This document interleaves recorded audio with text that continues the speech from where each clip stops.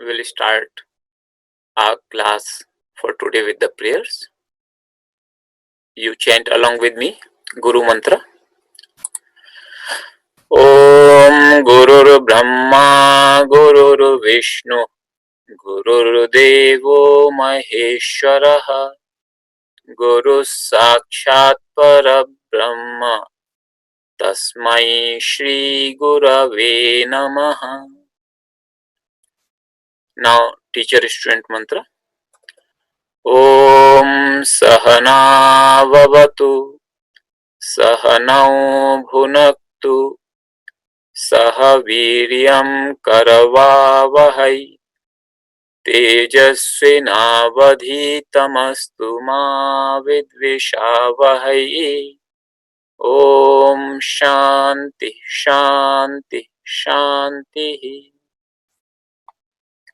Now we'll chant Mahamrityunjay mantra 3 times. It's a prayer for everybody who is suffering, particularly because of the current coronavirus crisis. So for everybody who is in physical or economical or emotional suffering, we'll chant Mahamrityunjay mantra 3 times together. Om Trayambakam Yajamahe Sugandhim Pushtivardhanam Urvarukam Iva Bandhanan Mrutyurmukshiyamamrutat. Om Trayambakam Yajamahe Sugandhim Pushtivardhanam Urvarukam Iva Bandhanan Mrutyurmukshiyamamrutat. Om Trayambakam Yajamahe Sugandhim Pushtivardhanam Urvarukam Iva Bandhanan Mrutyurmukshiyamamrutat. Om Shanti Shanti Shanti. Welcome everybody. So three types of sandhi. So swara sandhi, when two vowels come together. That means there is a vowel at the end of the first word and there is a vowel in the starting of the second word.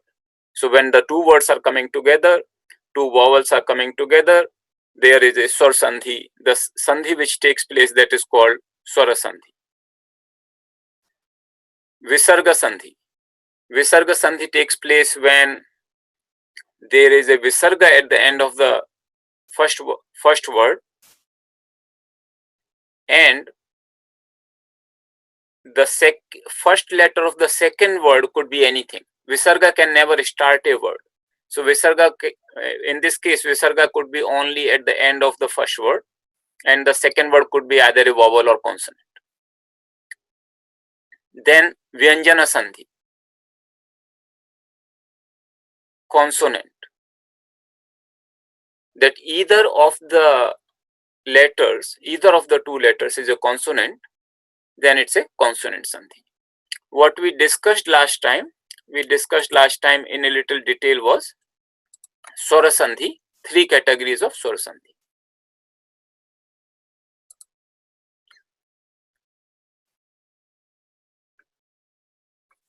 Dirgha sandhi.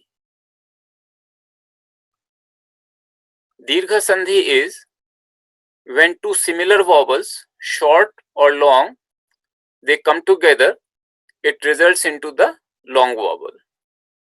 So what does it mean? I'll also pull up the document which we prepared and we put up actually on the our shared drive, so that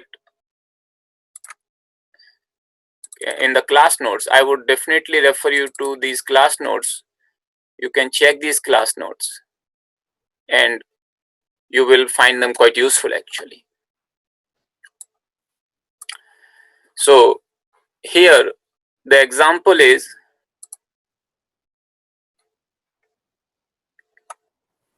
Eva Aham, Evaham, swara sandhi.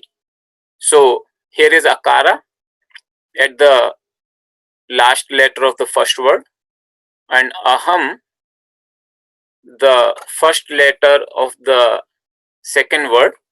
It becomes combined into the long long version of the A. So akara, akara, eva aham.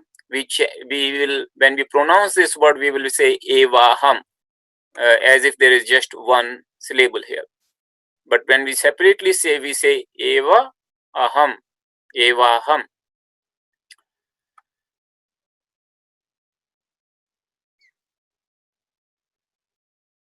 Then we covered Dirgha Sandhi. So Dirgha Sandhi, so this the same logic applies to Ikara, Ukara or Rukara. Then Guna Sandhi. This document is already in the repository. Guna Sandhi. So this Sandhi happened when two similar vowels came together. Now what happens when two dissimilar vowels come together? That means similar vowels, you understand. Akara is similar to Akara and Akara. Ikara is similar to Ikara and Ikara, like this. But when Akara is followed by Ikara, Ukara or Rukara, then there is a different Sandhi. These are dissimilar vowels. All the other categories would be naturally of dissimilar vowels, because similar vowel category is only this one. Akara follows Ikara, Ukara or Ukara. The combined letter results into A, O, R. For example, Guna Sandhi example we covered last time. Dvijottama, Dvija, Uttama, Dvijottama. Akara followed by Ukara becomes Okara. Then we have Yan Sandhi. I think some people are having some trouble with Yan Sandhi.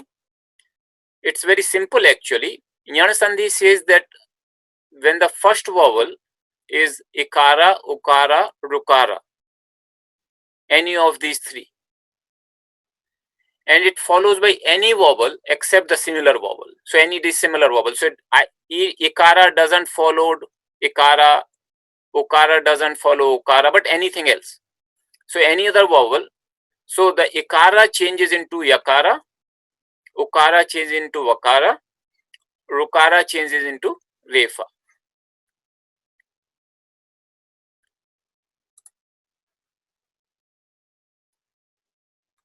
That is the Yan Sandhi. So example we said is Pratyeka, Prati-eka, Ikara followed by dissimilar vowel, any dissimilar vowel. So it's not followed by Ikara or Ikara. So whenever it is followed by a dissimilar vowel, the Ikara changes to Yakara, but Ikara remains unchanged. The second vowel remains unchanged. So we also did the class exercise with the examples, and all this is there in the repository. You could look at this document. It's a very explanatory document, and hopefully you should be able to understand without any problem. Okay, so this is what we covered last time, and you see so far what we covered, it's pretty intuitive. I told you already that some Sandhi rules would be very intuitive, like you can almost figure it out yourself, and you can just say those sounds a little bit faster. So if you say faster, it stands to reason that in Dirgha Sandhi they would become Akara. So two similar vowels would result into the long vowel. That is kind of very intuitive. Similarly, in Guna Sandhi, if you say I, it sounds like A, au, like O. R is very clear. Yan Sandhi also, if you say ye, like here in Pratyeka, ye, so it becomes like ye. So like this. So you will find that many times this Sandhi is very intuitive actually. But other times, some other cases we'll see that it's not very intuitive and you have to learn the rules. So one thing I want to also mention about the last class, that we had a little bit of a problem in the video. There was some glitch. because of which there was a dialog box coming on the screen, which had blocked part of the screen. So if you are watching video, that class video, you may not be able to watch the whole screen. It can interfere a little bit with what you see. And so what we have done, we prepared this very detailed class notes, and we have also done a very detailed exercises, both 9 which was done in the class and the 10 which was homework. And we have put in that wherever which sandhi is applied. So with this help of these two documents, you should be able to watch the class video and understand what is being conveyed. So I would recommend you, if you are going to watch that video, I have also put a note in the video folder that we have a little glitch in the last video. Second thing, when we posted the exercise 10 and its solution, there were a couple of mistakes. It wasn't done intentionally, it just happened. However, I'm happy that many of you actually pointed it out, that there was a mistake there. And the reason I'm saying I'm happy, because it shows that you really understood the rules and you are actually not just blindly taking the solution. So the mistakes have been rectified, of course. In the repository right now, we have the correct solution, but I'm quite happy for those people who pointed it out, that they, how is it correct. And to me, that shows that you are actually not sleeping through the class. So even though it was unintentional, I think it also had a good side result. So today I'll cover a new topic, and that new topic is nouns. So remember, we had 3 major topics we said we will cover in this course, and those 3 topics were, if you remember, in Sanskrit grammar, Sandhi, Shabdarupa, Dhaturupa. We already did one class on the verb forms, Dhaturupa. We did one class on Sandhi. And now we will do today's class on nominal forms, or the forms of the nominal words. We will have more classes on these topics, of course, but at least I wanted to give you an idea that how the whole thing is coming together. So today's class, I want to take you for the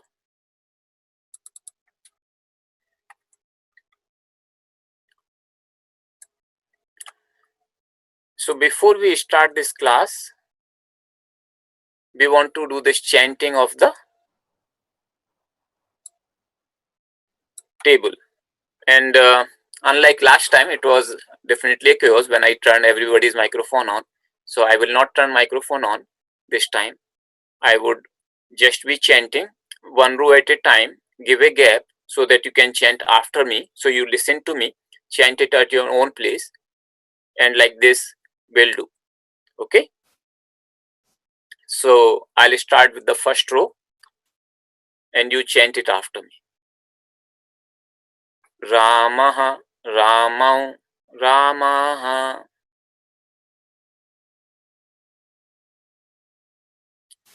Ramam, Ramau, Raman.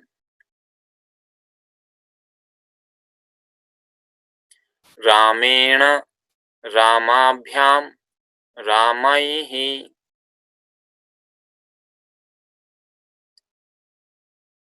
Ramaya, Ramabhyam, Ramebhyah.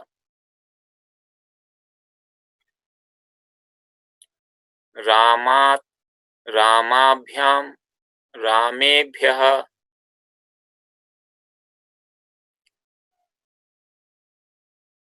Ramasya, Ramayoho, Ramanam.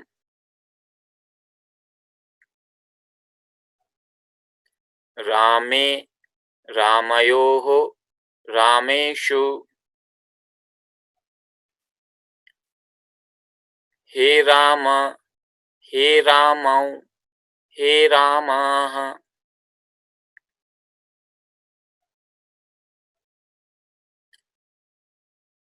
So I'll do once more.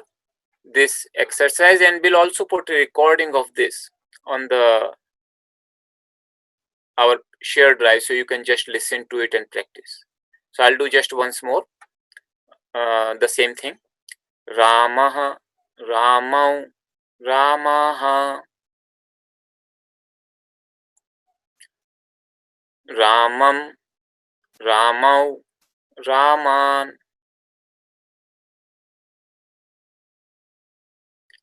Ramena, Ramabhyam, Ramaihi, Ramaya, Ramabhyam, Ramebhyah, Ramat, Ramabhyam, Ramebhyah, Ramasya, Ramayoho, Ramanam,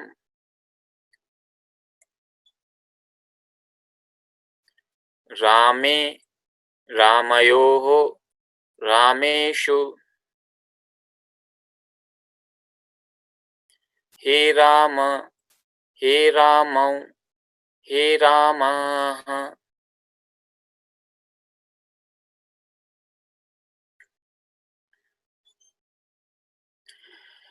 Now I'll just chant the whole table in one go, and you chant along with me. Okay?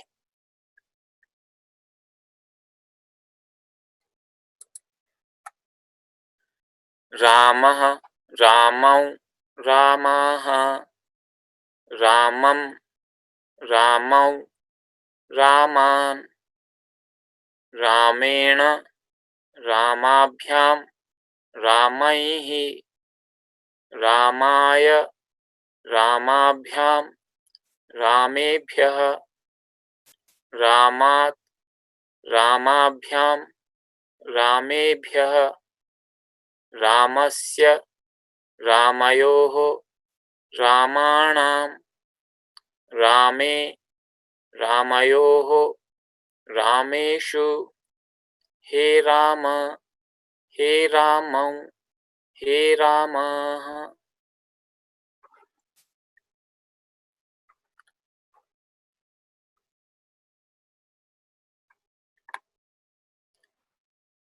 So today we would be covering these nominal words.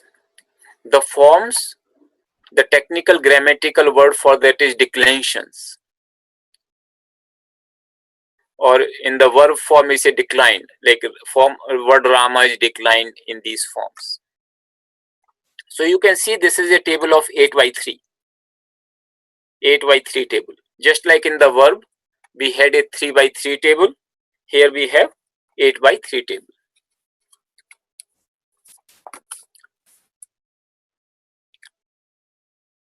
So we have here 8 by 3 table.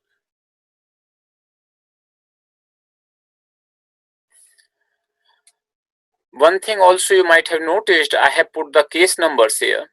So these are called cases. And I have put the case numbers here, 1, 2, 3, 5, 6, 7. I have not put the case number for this last row.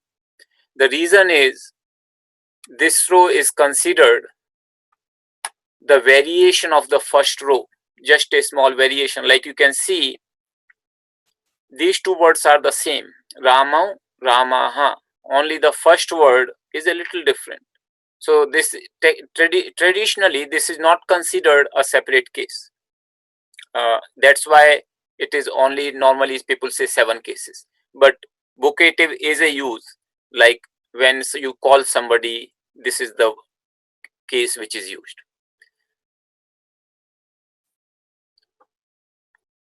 So there are two things we want to look at here now. Just like in the verb table, we actually focused on two things. One, what is the meaning?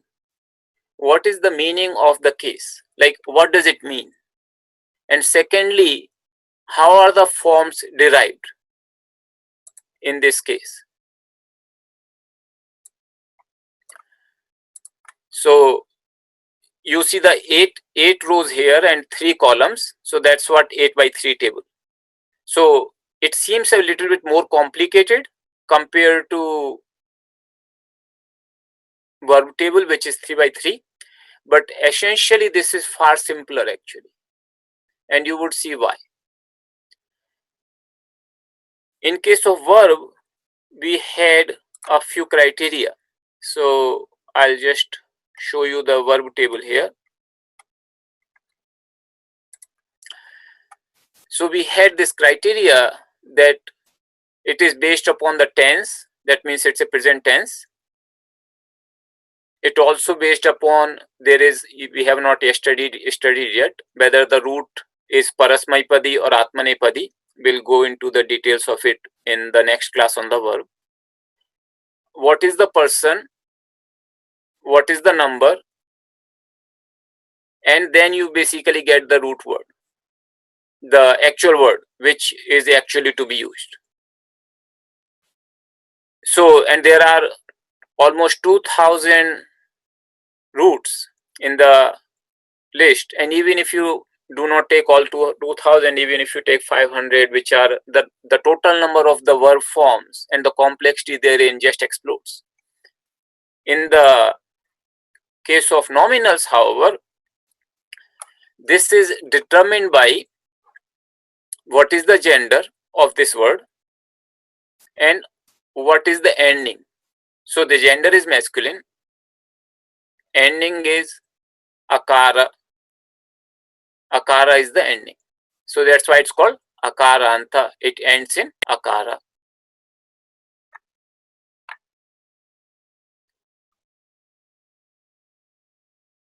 And then you have 7 cases and 3 numbers. So the total number of these tables, the combination, are very finite actually. So if you say, for example, look at like 20 or so tables, or 25, including the combination of gender and the ending, they are not just so many of them. There are very few. So that's why the nominal is considered generally much simpler than the verbal forms in Sanskrit. I also explained in one of the earlier classes, if you remember, that Sanskrit is a free word order language. And the example which I gave you was this. So if this is the sentence, Gina or Rita, Gina, daughter of Erica from Newark, goes by train to a school in New York City to study economics. I could take any of these 10 words and put whichever way, in whichever order in the sentence, and the meaning will not change.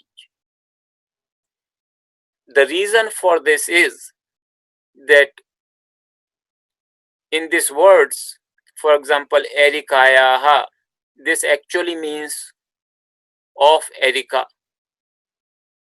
Relayanena, this actually means by train.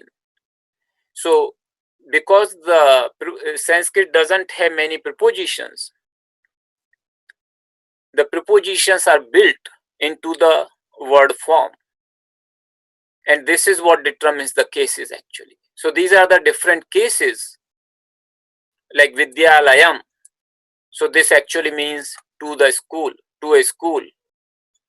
So that's because of that, if I do the same thing in English, if I put the preposition and the word together and combine them, there also I can achieve to a limited extent this free word order thing. So these are the cases actually which help us to combine the meaning of the preposition into the actual word itself.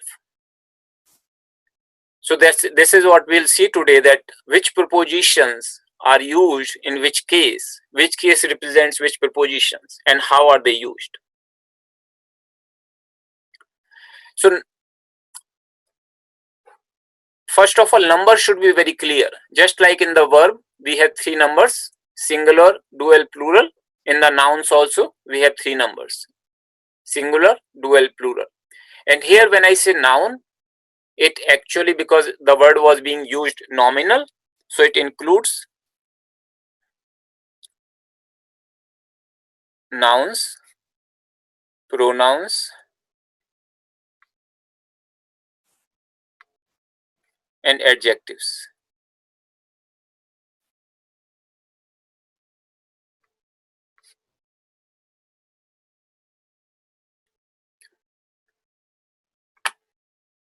So practically anything other than the verb form would be covered by this.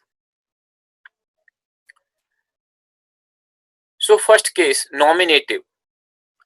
The Sanskrit word here, prathama, dutiya, turtiya, chaturthi, they simply means first, second, third, fourth, fifth, sixth, seventh. That's what these words mean.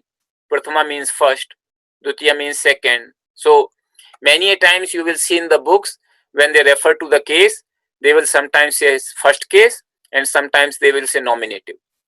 You just need to make sure that one is just simply the numbering, another is describing the function of that case.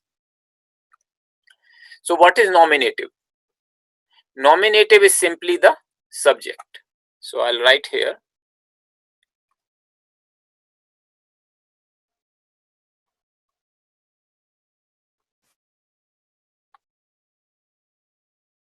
subject.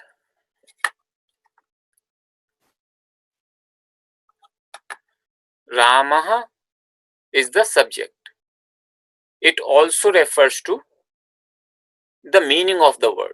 So if I want to say Ramaha, I just use the word Ramaha. It also would mean whatever is the meaning of the word Ramaha, it is the root meaning of the base word. Like I told you, this is the base word, Rama, without the Visarga. And this word as it is not used in a sentence. But this is the word you will find in dictionary. In the sentence, you will find these words being used. So you have to figure out that what is the base word. And in case of noun, it's actually not so difficult to figure out the base word. So Rama is the subject.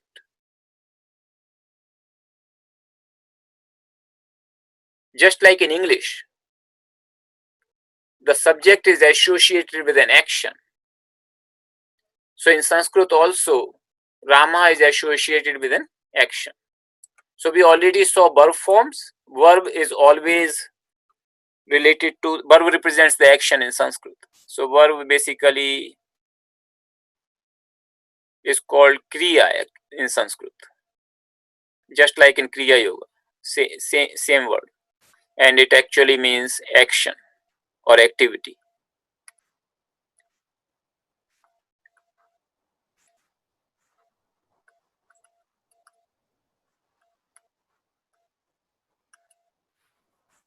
So verb represents the action and subject is the doer of the action.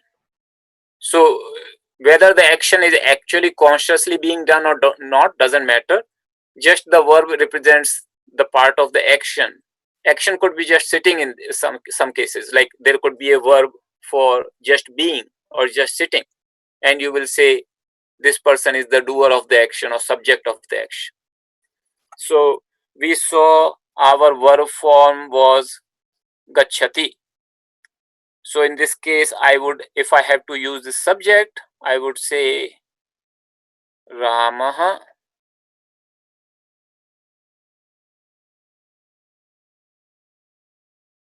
gachati.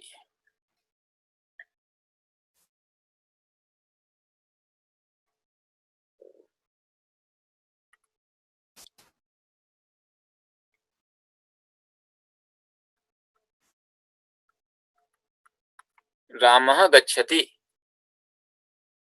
If you remember from your verb forms, you will know gachati means he goes.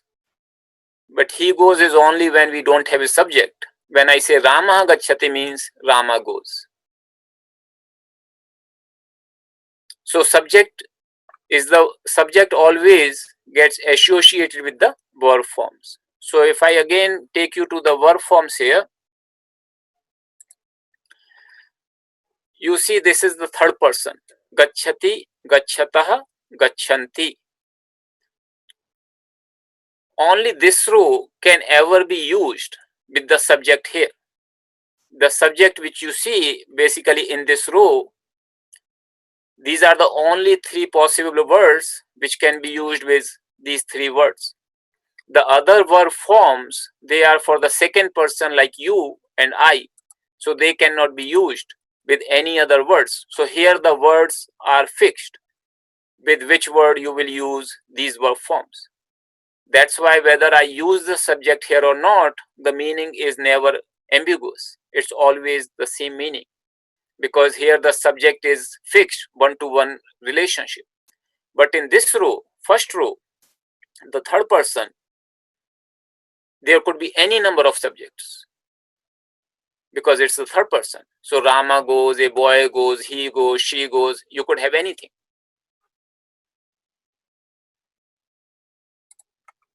So here, and also you can see there is a correspondence with the number here, like singular Ramaha, I'll use with the Gachati.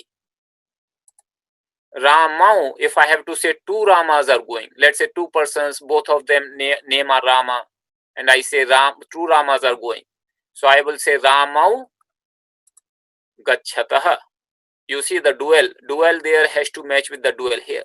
Similarly, plural, if there are many people with the name of Rama, in the or you can say like the same kind of forms will be made for the word balaka, which means boy, like many boys are going. So Ramaha, and here from here you will take the form plural again, gachanti.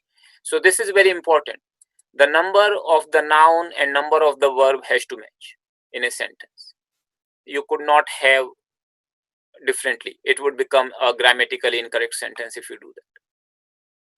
So that would give you some idea. When you look at the sentence and you find a plural verb, you have to look for the plural subject. The subject cannot be singular, or vice versa. If you see a singular verb, you have to look for a singular subject in the sentence.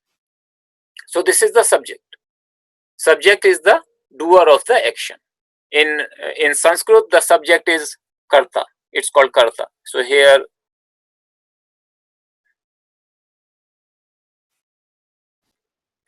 karta simply means doer of the action. Karta. Subject.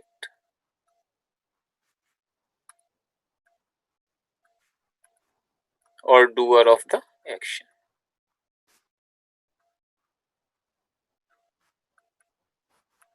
And action here I am simply referring to as verb. So doer of the verb, whatever verb represents. The next case, the accusative. So these terminology which you are seeing, this is the standard terminology for defining the case, and it's a little bit, you can say, technical terminology for defining the grammar. So there are cases in other languages also, like Latin and Greek. I believe Old Greek, they had the cases, and that's how they were words. So these words are being taken from that terminology, like dative, ablative, genitive may not be very looking like a very English-like terms, but that's how it has been taken. So we'll see the what do they mean actually and how are they used. Accusative. Accusative would be object.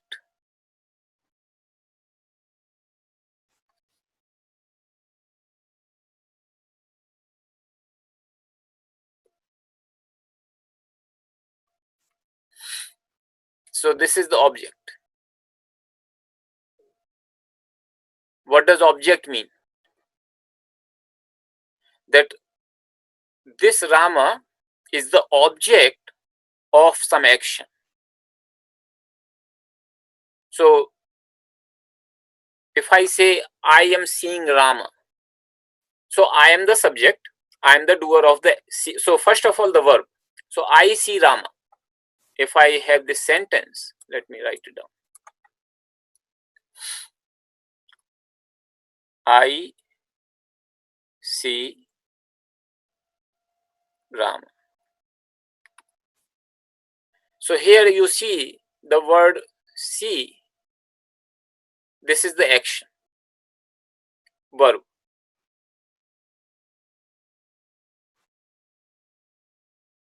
I am the doer of the action. So subject.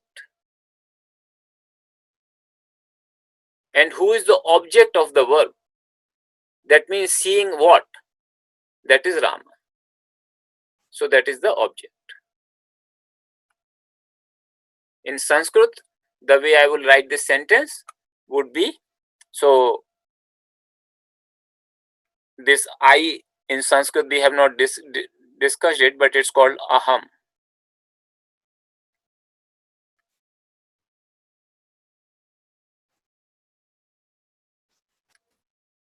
Rama, C would be aham, so pashyami, if you remember from our verb table, so that would become pashyami.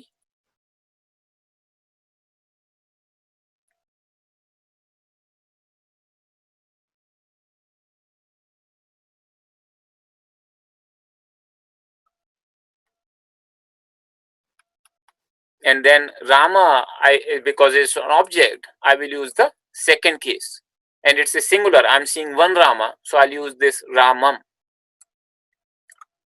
So here I will say aham pashyami Ramam.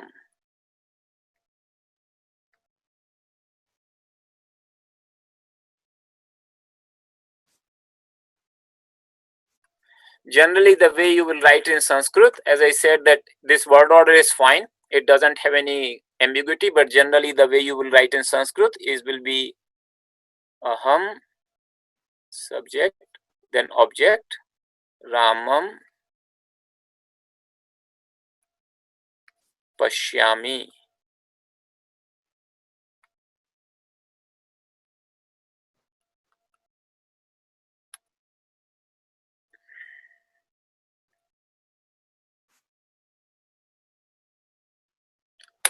Aham Ramam pashyami. So Rama becomes the object. So we discussed the two cases. And any questions so far on these two cases? Please send the comment. I'll take the questions before going further. Just related to these two cases, please send the questions just related to these two cases if you have any question. The one of the question is aham required? No, in this sentence, because aham is the subject and that could be the only subject based upon this verb form pashyami, it's not required. So even if you say Ramam pashyami, it would mean I see Rama. So in Sanskrit, this subject, whenever the subject is in the first person or second person, that is always optional.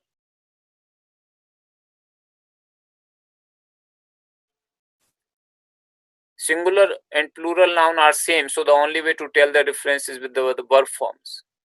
If they are same, in this case they are not same. In this case, singular and plural noun are different. Ramaha, Ramaha, Ramam, Raman. So singular and plural are not same, but if they are same, yes, you will know from the verb whether it is subject or object. Ramo would be, there is a question, when is Ramo used in this context? Ramo is the dual. So when the two Ramas, for example, if I'm seeing two Ramas, there are two persons named Rama, then I would use dual in case of object. So dual, so it's a very simple. It is simply the number of persons, singular, dual, plural. If your subjects are many, you will use plural. If your subjects are two, you will use dual. If your subject is singular, you will use singular. So singular, plural, dual, so these are the things. So please do not send me the question yet of the other cases, just these two cases, because I just want to take the questions right now. Later on you can send me all the other questions, but for right now just keep your questions related to these two cases. Exactly why the verb is in the end? No, it is sandhi rule. It's not a sandhi rule per se. Verb is in the end because that's how generally the Sanskrit is written. So as I said, Sanskrit is a free word order language, so you can write it different ways. Generally that's the sequence.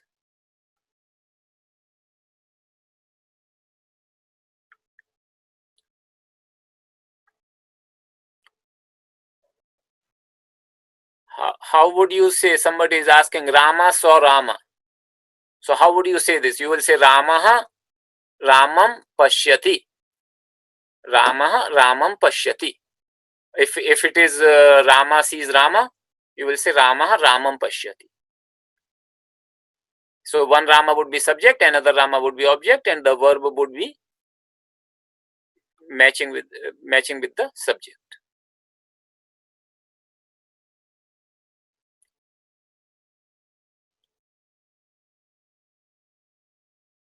Can you say also Pashyami Ramam? Yes, as I said, subject Sanskrit word order is flexible. You can say Pashyami Ramam, and the meaning is the same.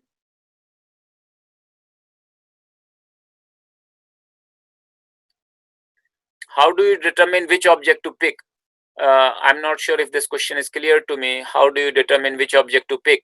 You will pick up based upon the number. If you are talking of out of these three, which one to pick? How many objects are there?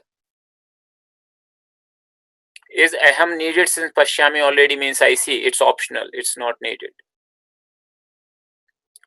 Will Rama always be capitalized in English way of writing, but not Sanskrit? Sanskrit does not have any capitalization in letters. So Sanskrit does not have capital or non-capital letters. Only English has. And since it's a proper name, you would capitalize in English when you're writing in English.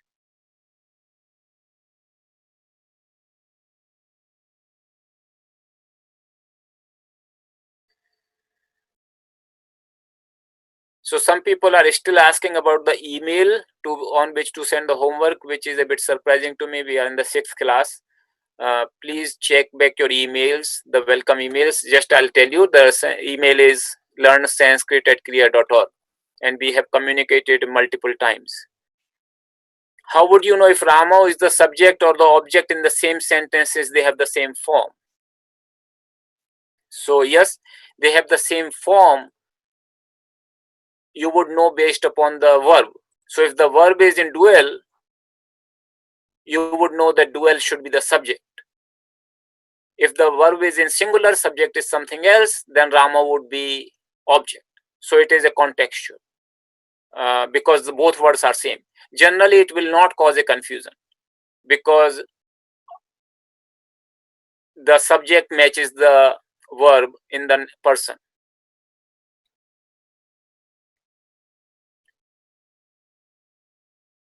Okay, so we'll go to the other cases now. Instrumental. Instrumental, the third case. As the name tells you, that's an instrument. So it is used in the sense of by. So it is used in the sense of preposition by, with.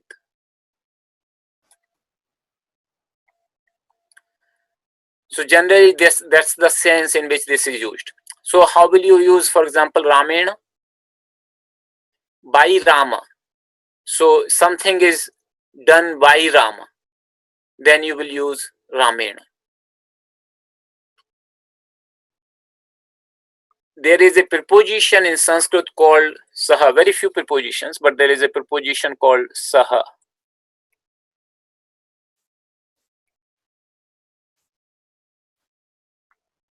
It actually means with.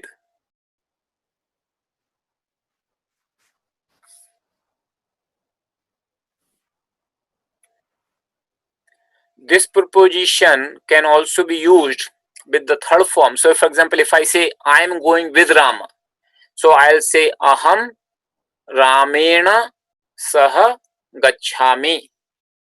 I'm going with Rama. Aham Ramena saha gachhami.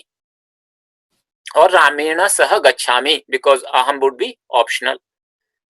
Ramena saha gachhami, that would be one of the use of the third case.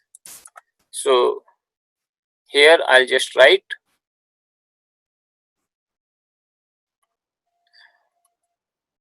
Ramena saha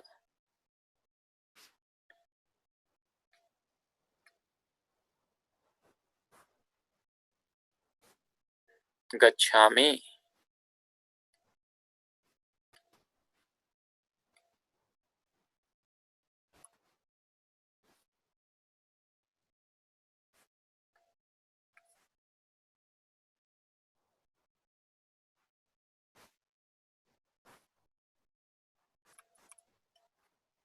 Ramena saha gachami. I'm going with Rama. Another way the third person is used, third case is used when you are writing the passive kind of sentence in Sanskrit. We haven't covered those yet. We'll cover them hopefully. I am not sure in this course we'll get to that. But just understand that in Sanskrit also, just like in English, you can make active and passive voice. And in passive voice, when you make in English, it normally subject becomes by Rama, for example. Like if I have to say in Sanskrit, in English, Rama goes to school, and if I have to turn it into the passive voice, I would say the school is being gone to by Rama. Some Sanskrit also would use in this case, this third case, Ramena.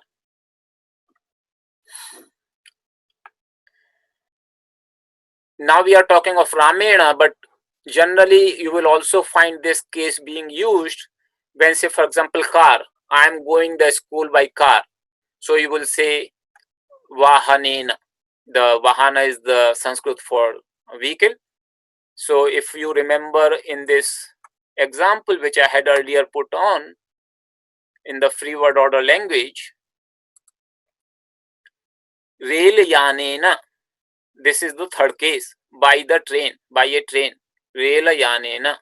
You see this word, Rail Yanena. So this is the third case example here. So why it becomes Ramena, there is Yanena, we'll see later. But that is an example of third case. Again, if you have multiple vehicles, for example, and there are many people going by many vehicles, you could use plural. So number is simply understand. Number is depending upon the number of the thing for which you are using. Then the fourth case, Chaturthi, or the dative. Dative is not a very familiar English word. It actually would generally used in the preposition meaning. Actually, let me use the red color only.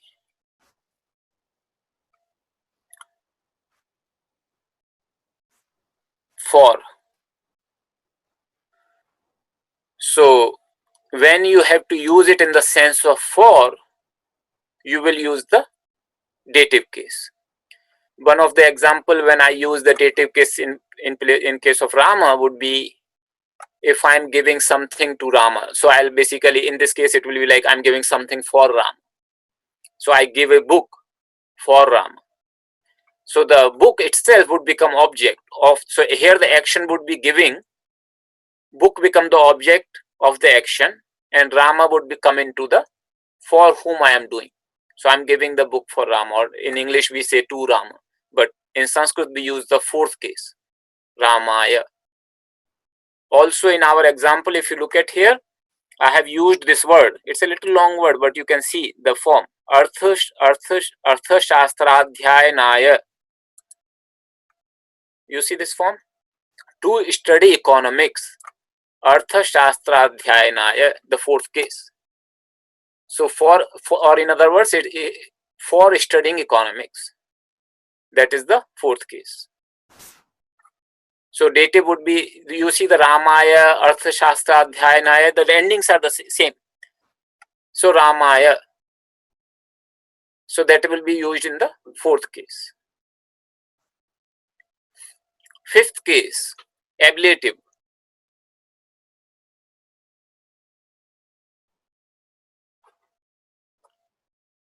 Again, this meaning is actually not very obvious. In English, this is not a common word. This represents the preposition from. So from in the sense of going away from something. So if I say I take the book from Rama, I will use this word, this term. I am taking the book from Rama. So I'll be using so verb would be take. The object of the verb would be book. So you will use the second case of the book, and from Rama you will use the fifth case, Ramat.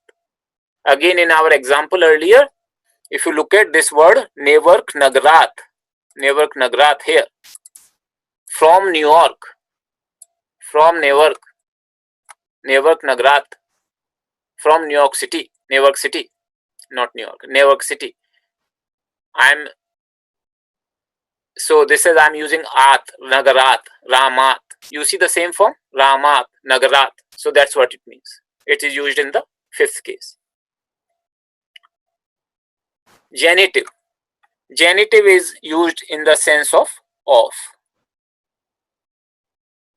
or like we say apostrophe s. So Ramasya, that means Rams, of Rama. So Ramasya brother is Lakshmana. So I would say Lakshmana is brother of Rama. So I would say Ramasya Bhrata. Bhrata is brother. Lakshmana. Ramasya Bhrata Lakshmana.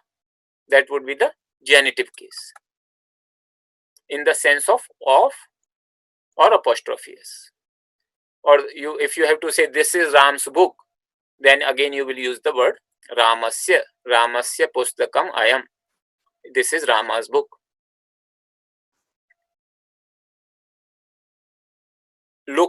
Then locative, or the seventh case,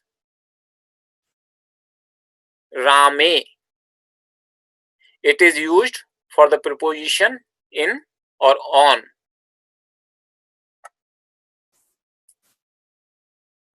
So how would you use in Rama this kind of locative? So it can be used two ways. One, it can be used as a physical thing, like there is a shirt on Rama. So you can actually say you can use the Rame. Or you can use lot of good qualities reside in Rama. So in that sense, it's like figuratively also you can use the same case, Rame. In our sentence, if you look at here, we are saying in Newark City, New York Nagare, in Nagare, Rame. You see this thing, New York Nagare. That means in New York City, Rame Nagare. So it is the seventh case. So it is used when the preposition is in or on. Vocative case. Vocative case is used when you're calling somebody.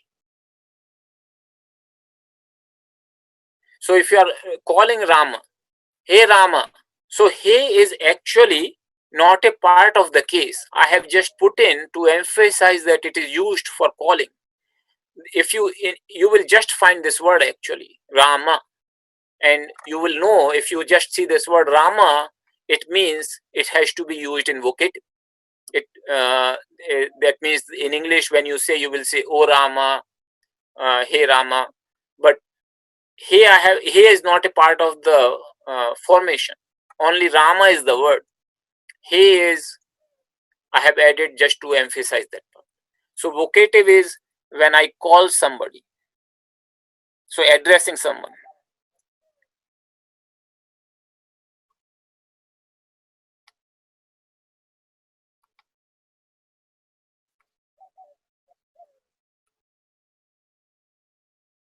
So you could actually address, oh, hey Rama, please come here. So in that sense, you will use this vocative. So before we go further, I just want to take the questions related to just these cases. I don't want to take right now many other questions, just these cases. The Sambodhana means the eighth case. We don't say eighth case, but yes, in that sense, you can say it's the eighth row. The reason we don't say eighth case is because it is considered the variation of the first case. Ramaha, Ramau, Ramaha, and you can see Ramau, Ramaha.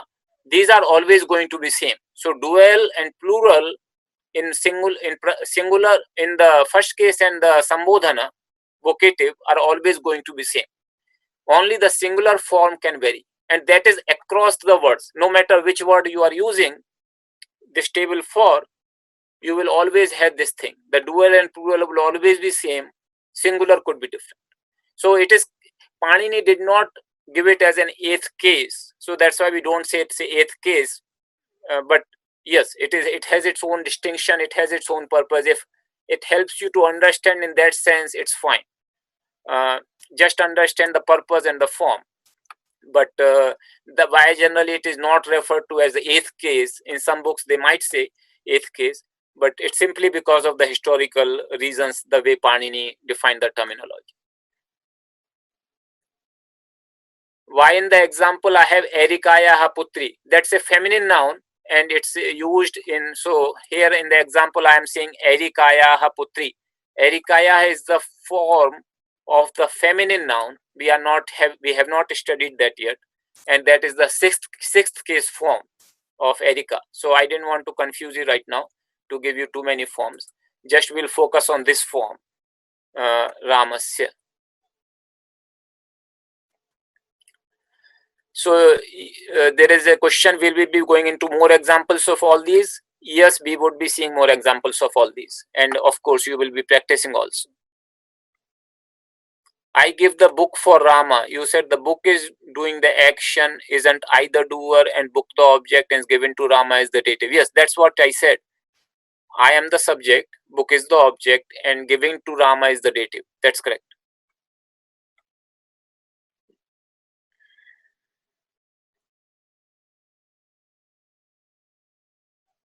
Is not Ramena mean with Rama? Is it necessary to write Saha?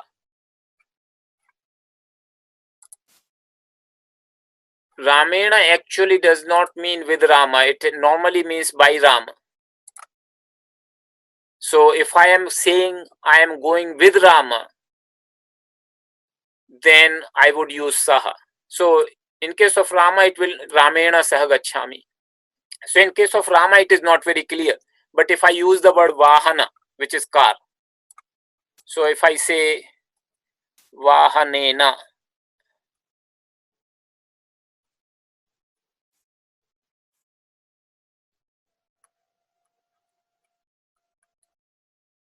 my ha in Devanagari is not coming very good. So Vahanena.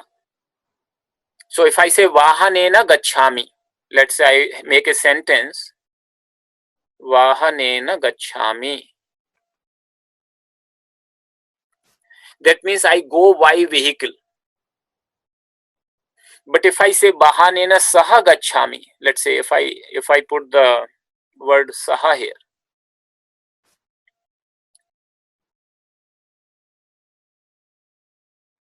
that means I am going with the vehicle, not necessarily by the vehicle. So I could be walking along the vehicle, alongside of the vehicle, and I can say Vahanena Saha Gacchami. I am going along with the vehicle, like taking the vehicle with me, accompanying vehicle. So Saha is more like accompany. So I am accompanying the vehicle rather than just instrument. So Saha is actually, in that sense, it is used. If you do not have Saha, then it is used more as an instrumental. Vahanena Gacchami means I go by car.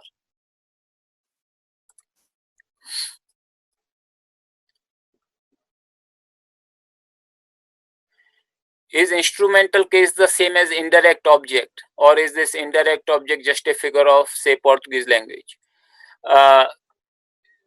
Instrumental case is not as indirect object. Instrumental case is used when you use something as instrument.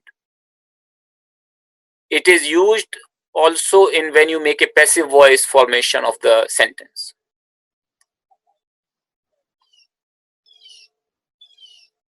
By the grace of Rama I go. versus I go with Rama, are these both third case? How to distinguish? So if you have to say by the grace of Rama, it's the grace which is in the instrumental, not Rama. You understand? So if I have to say the word by the grace of Rama I go, so I'll show you this example here. Somebody asked. By the grace of Rama I go. So you understand, you are saying by the grace. That means grace becomes in the instrumental. Of Rama. That Rama in this case becomes the sixth case. The Sambandha. Sixth case. Sashti, genitive. Of Rama. So grace becomes grace will be used in third case and Rama would be used in sixth case. I would be subject and go would be the verb. Versus I go with Rama. This is very clear. Ramena saha gacchami. I go with Rama. Rama is actually in the third case, and you will use the this word called saha together, along with. So it's a good question. But please understand, when you read in English, it should become clear to you that which word in Sanskrit is used in which case, because in the same sentence you will have multiple words in different cases. But if you understand the idea, then it should not be very confusing.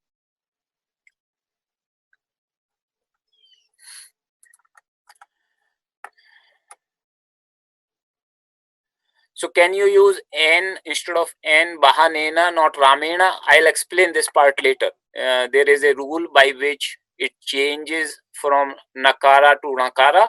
We'll discuss that rule later.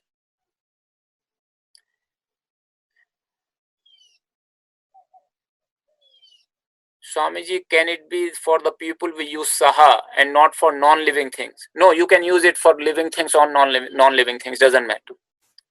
Like I gave the example, if I go along with the car, then I would say Vahanena Saha Gacchami.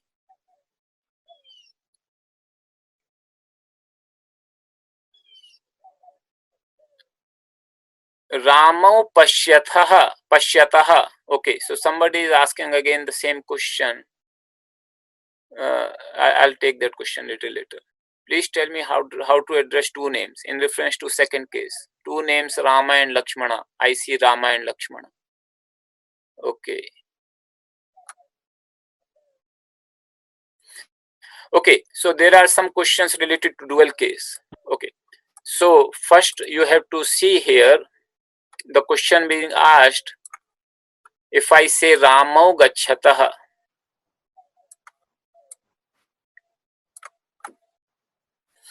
or Ramau Pashyataha.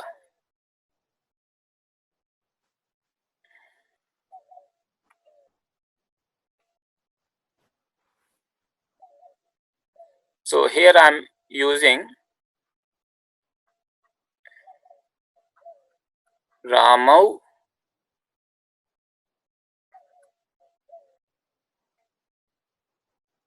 Pashyataha. So here you see what is happening here. Ramau Pashyataha. If I go to my verb forms, this Gacchataha. Gacchata is the dual form, third person. Same way it is Pashyataha. Ramau Pashyataha. It's a dual form. And I'm using the dual form of the noun. So Ramau Pashyata, how do I know whether it is the subject or object? That is the question. Can you see that the verb has to have a subject? So if you say Rama is not the subject, then what would be the subject? You will say they too see two Ramas. That would be kind of, because I do not have any subject here separately. So I cannot take Rama as an object in this case. You could have a subject, another subject for Pashyataha. Let's say we two, if you would have said, or let's say two boys see two Ramas. In that case, it could be a little bit of a two different meanings possible. So if I say two boys see two cats, and both are, let's say, possibility that two cats see two boys or two boys see two cats, yes, in that case Sanskrit would have a dual meaning, and poets actually many times play with that kind of possibility, that because both of these forms are the same, and let's say if you have word for two boys and another word for two cats, and you could say two boys see two cats, so whether two cats see two boys or two boys see two cats, both possibilities are there. In actual literature, until and somebody trying to actually use it as in a poetic manner, you do not have many such cases, many such examples aren't there, but it's a possibility. And as I said, poets love that kind of thing. Rama Pashyata, in this case, I really do not see any confusion, because Ram Pashyata is a verb. So first you have to find the subject for the verb, and subject would become Rama. So Rama in this case would be subject. If you say Rama is the object, then you have to figure out what is the subject. So in this case, it's clear. But yes, that possibility can be made up where there two meanings are possible. Similarly, like somebody asked the question, I see Rama and Lakshmana, two people. Then Sanskrit actually has something called samasa. I told you earlier, samasa is actually combined words. So here, suppose,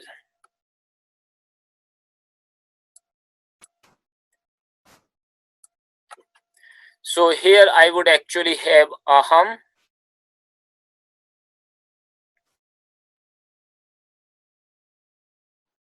this would be Rama, aham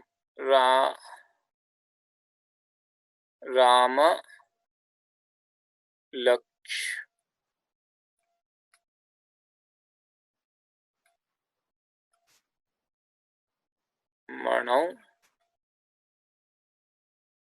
pashyami.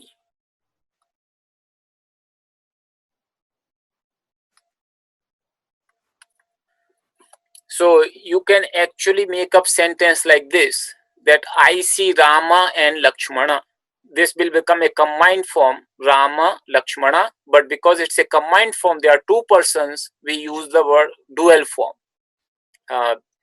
This is a little bit advanced for our course, but because there was a question, I just wanted to take this question. So this is another way the dual forms are used.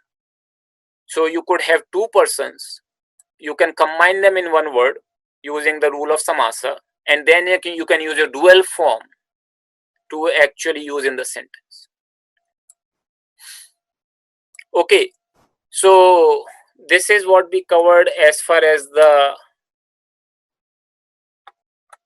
meaning of the cases are concerned. I hope that is clear. We have not yet covered that how the forms are made. And forms actually, even though just like in the verb we saw those prefix ti, taha, anti, si, tha, tha, mi, vaha, maha, there are prefixes in this also, the suffixes in this also. The problem is that those suffixes have a lot of exceptions, particularly in the case of when the noun is ending in akara. So it's better that you just change this table multiple times and get a feeling of the forms, and then you will find a lot of words which end in akara, and you would be able to quickly recognize. So in this case, we will not go just like we went into the case of verb, because the suffixes actually have a lot of exceptions in this particular table. So instead of covering all the exceptions, it just might be easier actually for you to just change this table and start identifying the pattern. Remember, this pattern is very common in Sanskrit, where the word is ending in akara, and you will find many words. So try just memorizing this table and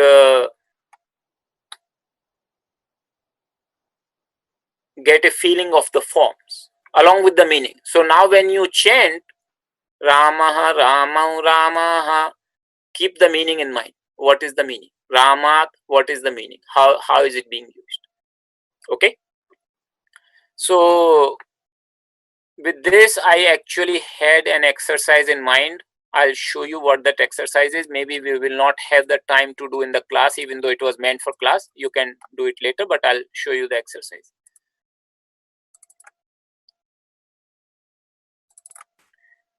Sorry, not this. we will have 11 class. Okay, so the exercise is this. You take Gita, first verse, and identify the nominal declensions for those words which are ending in akara from this table. And there are places that I have split the sandhi for you. So there are places which have given you the split sandhi. And then you identify the words and say that which case is it. Only for this akaranta case. So like we have Dhrutarashtraha. So if I can, so this is clear, like Ramaha, Dhrutarashtraha, it's ending in akara. So I can use this word here, Dhrutarashtra, and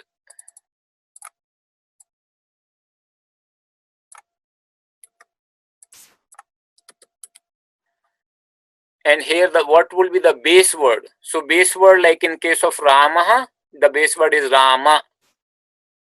So base word would become Dhrutarashtra. What is the case number? If I go back to my table, case is Ramaha, Dhrutarashtra. It is the same kind of thing. So case would be first case singular, first case. So if I go back to my exercise, I'll say case is first case. You can also write in the bracket subject so that you know what does this case mean. Or okay, I have given a separate column for the subject. So sorry, so subject, the case description is subject.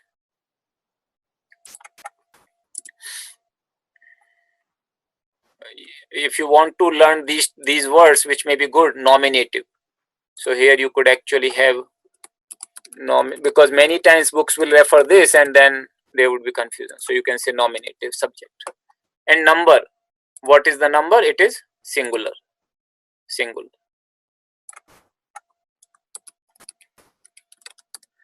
So that's how we basically put together table using the Gita verse after splitting the sandhi. As I told you, I was hoping that we could have it in the class, but so I could show you the first verse and then you could do the second and third. Let us keep it as a homework then.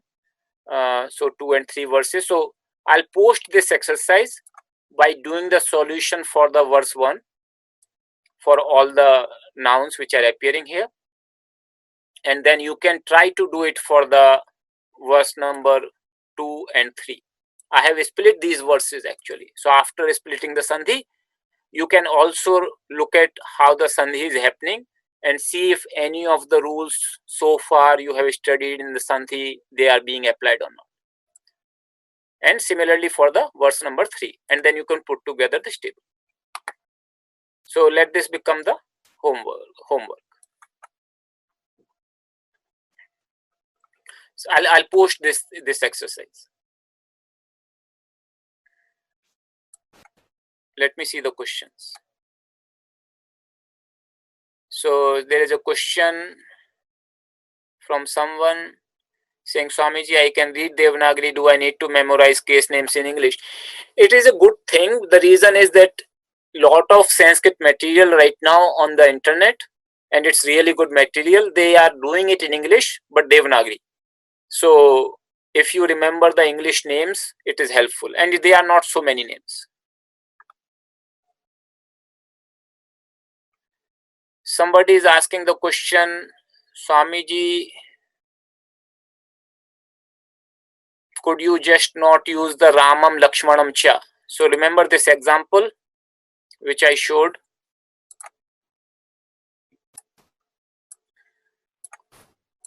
Aham Ramam Lakshmanam Pashyami. I could also say separately, Aham Ramam Lakshmanam Cha Pashyami. Both ways are correct. So this is, I just showed you one way where you will use the dual form. Another way you can do without dual form, and you can put the two singular forms and use the word cha for end. So that's possible.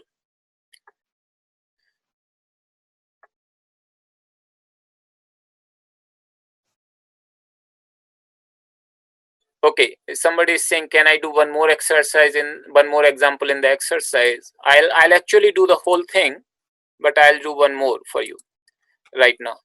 So I'll do the for the whole thing for the verse number 1. So let's say dharma kshetre. Now you see this word dharma kshetre. Remember, hyphen here is only for ease of pronunciation. It is actually one word, even after splitting sandhi. It is not two words. So there is a difference which I had explained earlier also. Pandavaschaiva. This word, when the sandhi splits, it becomes Pandavaha cha eva. 3 different words, because it is a case of sandhi. Dharma kshetre. It is actually one word. So even after sandhi, it will remain one word. The hyphen is only for the ease of pronunciation. So please remember, hyphen does not indicate that there are two words. So you will use the whole word, dharma kshetre. So this is, can you guess what this word would be, dharma kshetre? This, so here I'll say verse number 1, dharma kshetre. And if I go back to my table, you see Rame, dharma kshetre. It is the 7th case singular. You always may not be able to make the right guess, remember, and it's okay. It is just a beginner's practice, and if you make mistakes, I'll show you how can you find out the correct answer. So dharma kshetre, here the base word of pratipadika, as it is called in Sanskrit, becomes dharma kshetra. This is the case number 7th. You can also write number 7 if you like. Case number 1, 7. And case description. So this is locative. And if till the time you are clear with the meanings, what do these mean? It is good to put the preposition which it covers. And it's a singular. So like this, you will fill up the table for verse number 2 and 3. I'll post this exercise after doing the exercise 1 for you. So you can look at the exercise 1 and then accordingly do the exercise 2 and 3. So today's became a little bit intensive class because I could not get a time for you to have the homework, the classwork.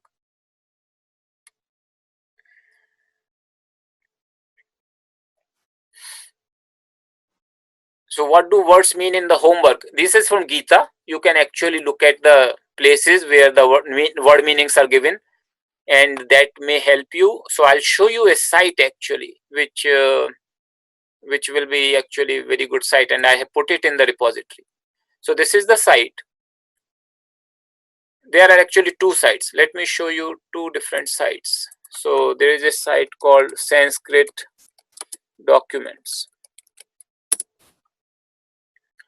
It has all the pretty much all the Sanskrit documents, scriptures, etc. in the original text.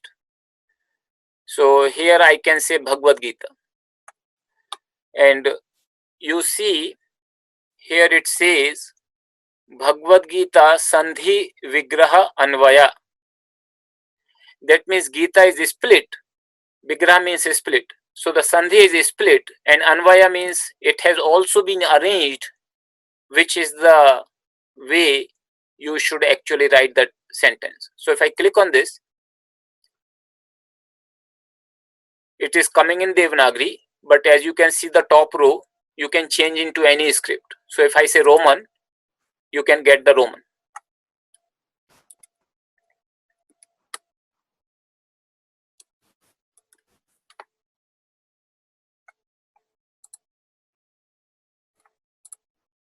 So I just wanted to increase the size of this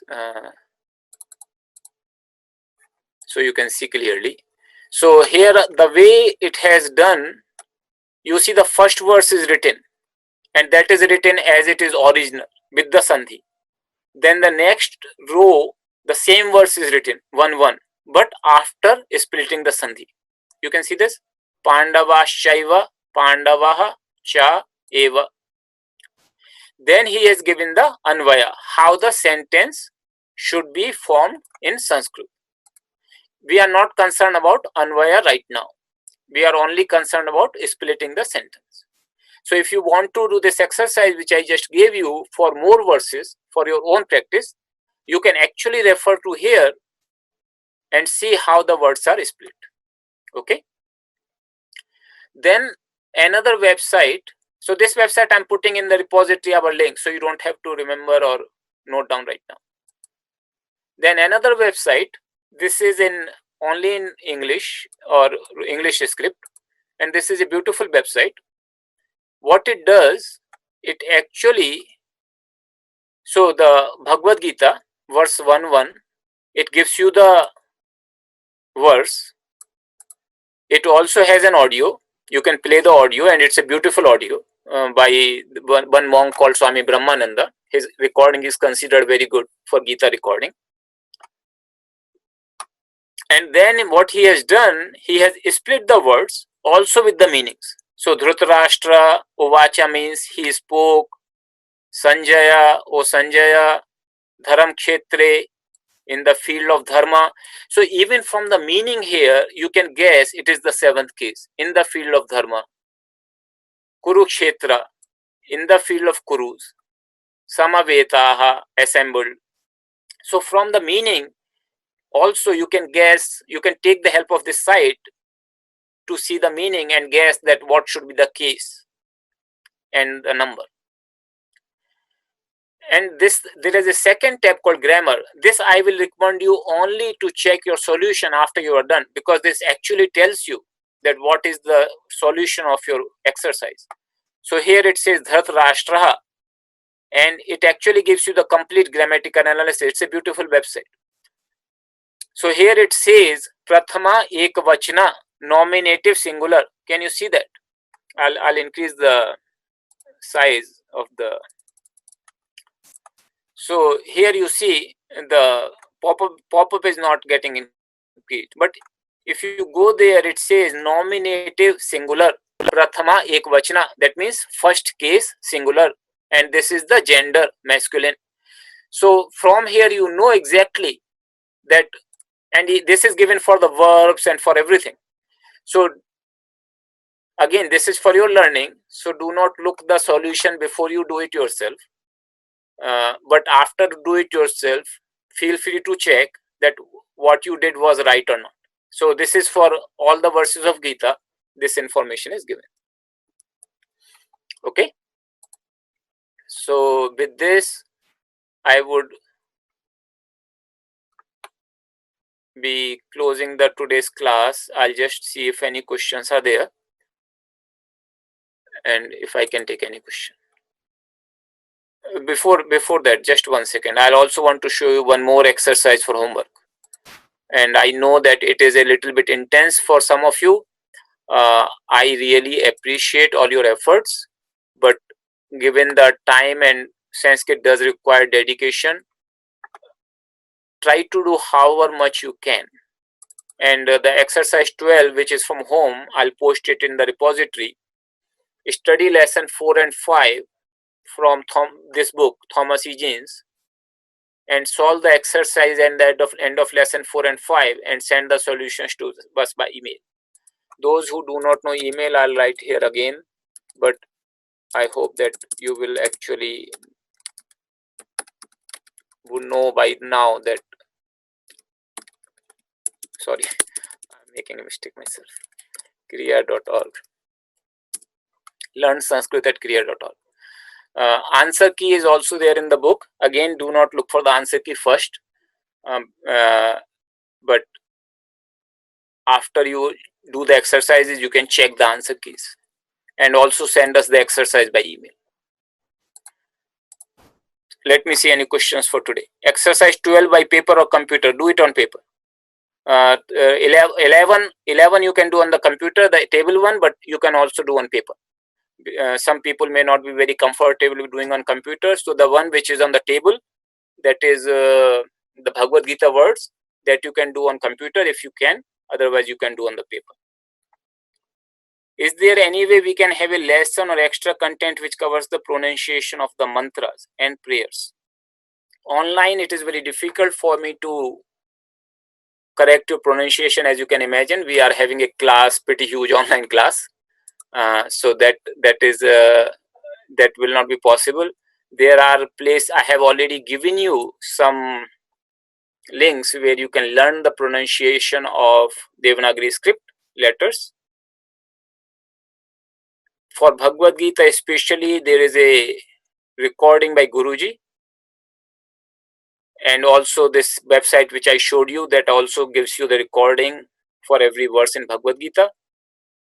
You can look at it, you can listen to it, and you can practice along with it. We are sending only exercise 12, right? Exercise 11 is just for us to practice correct. No, actually you will be sending both. Exercise 11 was meant to be done in class. We ran out of time, so to speak. So do it from home. Recording by Guruji where? I'll find out if we are still having it, and we earlier we were selling it. It was one of the things we were selling. I do not know right now what is the status on that. I'll check on that. I wonder if there are other people from Germany in the group or discuss the exercise.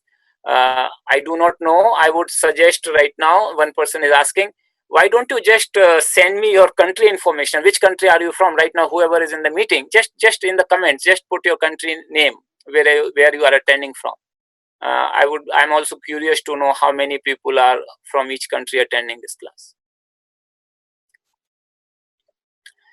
How to identify nouns if we do not know what each word means. So now you can use this site, what this word mean, and then you can identify nouns.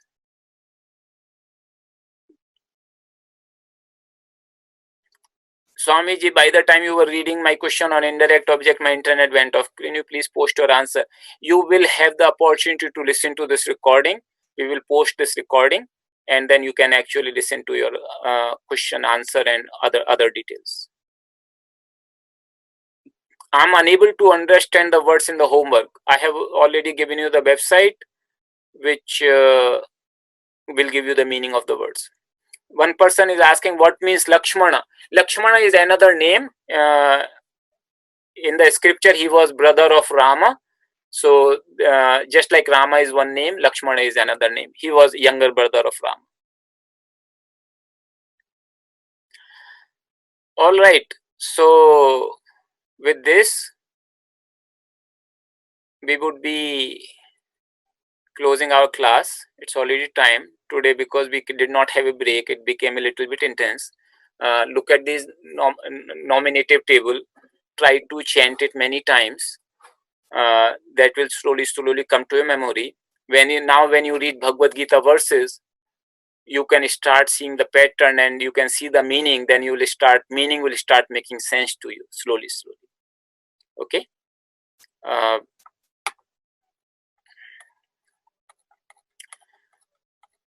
With this, I'll just say the prayers, our closing prayers.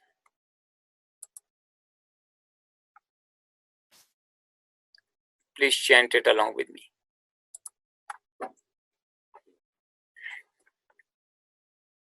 Sarve bhavantu sukhinah, sarve santu niramayah, sarve bhadrani pashyantu, ma kaschid dukkha bhag bhavet. Om Purnamadaha Purnamidam Purnat Purnamudachyate Purnasya Purnamadaya Purnameva Vashishyate.